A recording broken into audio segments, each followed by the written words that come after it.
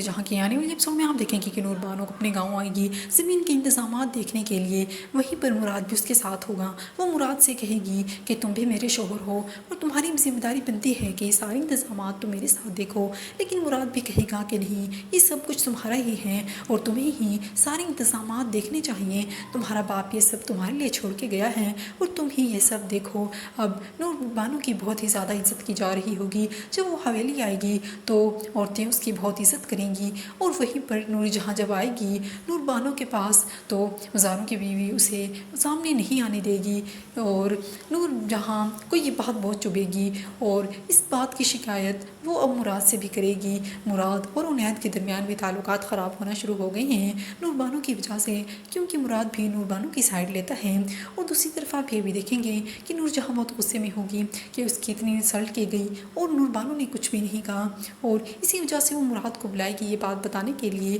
مراد بہت حیران ہوگا کہ نور بانو نے کچھ کیوں نہیں کہا، اس لیے وہ فیصلہ کرے گا کہ وہ اب بات کرے گا نور بانو سے کہ اس نے کچھ کیوں نہیں کہا تھا۔ اسی وجہ سے جب وہ کمرے میں جائے گا نور بانو سے کہے گا کہ اس کی کیا اوقات تھی، اس نے جو میری نور ماما سے اتنی بدتمیزی کی، ان کی اتنی انسلٹ کی اور تم بھی آگے سے کچھ نہیں بولی۔ نور بانو کہے گی کہ مراد تمہارے لیے نہ صحیح، لیکن میں اپنے مزاروں کے لیے کرانی ہی ہوں، تو میں ان کے ساتھ ایسا سلوک کیسے کر سکتی ہوں۔ اور دوسری طرف نور جہاں بہت زیادہ چبھ رہی ہوگی نور بانو کی آزادی، اور نور بانو جب جا رہی ہوگی نور جہاں اسے روکے گی اور کہے گی کہ میں تمہاری خاطر اپنے گھر کے اصول چینج نہیں کر سکتی اور میری بہویں ایسے باہر نہیں جایا کرتی، نور بانو اسے کرارا جواب دے گی۔